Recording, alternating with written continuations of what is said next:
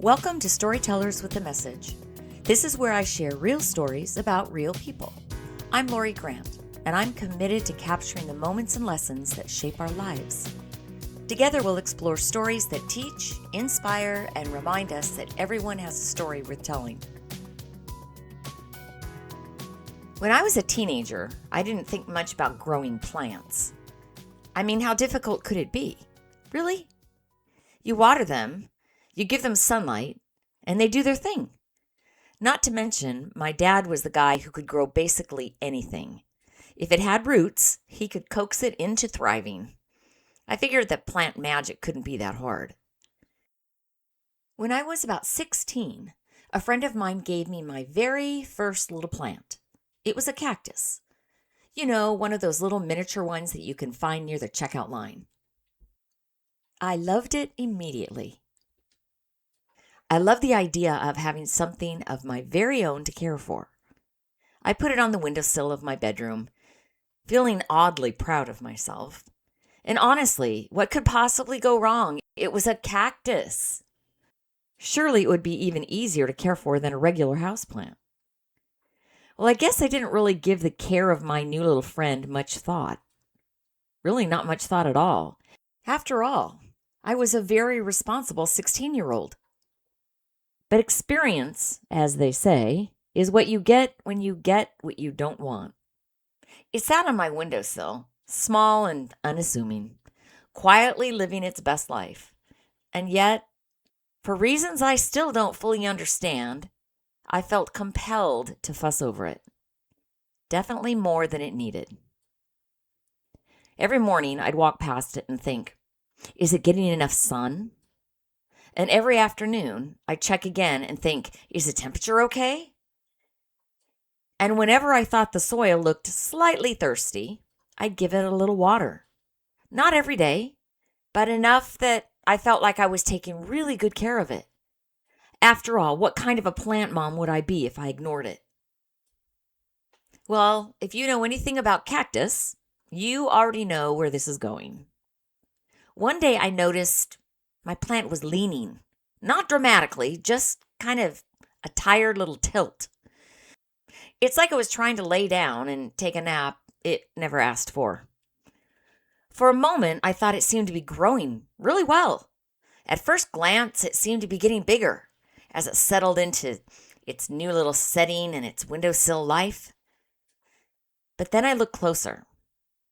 The soil was not soaked, but the cactus itself looked bloated, puffy, unhappy, as if it had quietly soaked up every drop I'd ever given it and was now struggling under the weight of all of that care.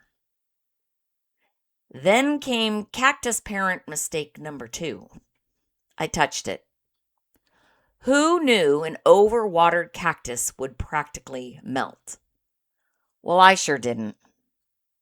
The moment my fingers brushed it, the poor thing collapsed into a soggy little heap.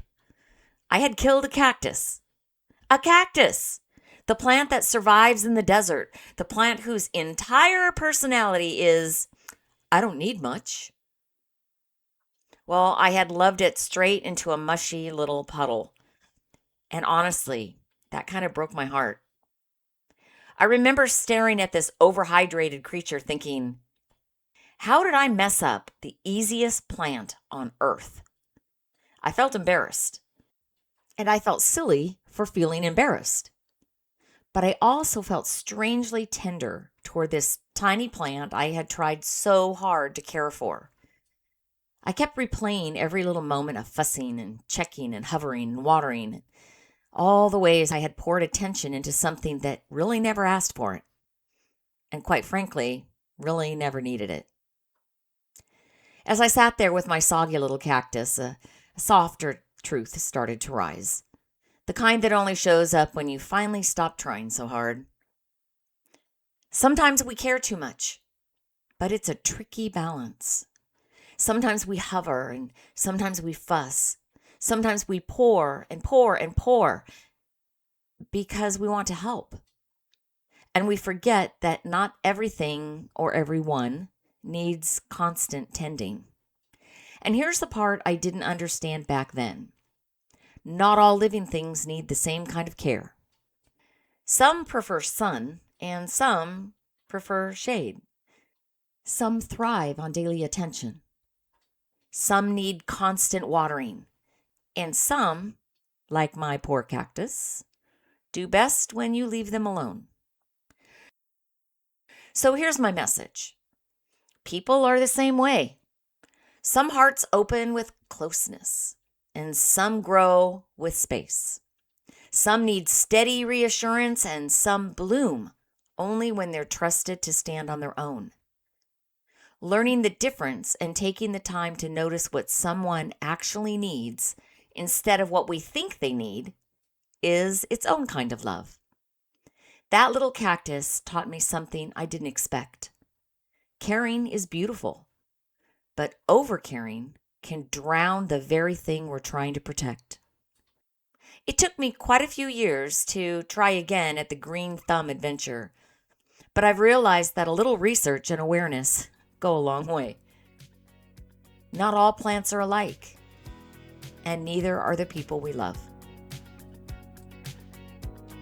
This has been Storytellers with a Message. If you enjoyed the show, please hit the subscribe button and leave a review on your favorite podcast app. It truly helps others find the podcast. And if you have a story to tell, I would love to hear from you. You can email me at storytellerswithamessage@gmail.com. To explore my children's books or learn more about my work, visit www.loriedgrant.com. Until next time, I'm Lori, wishing you joy and peace.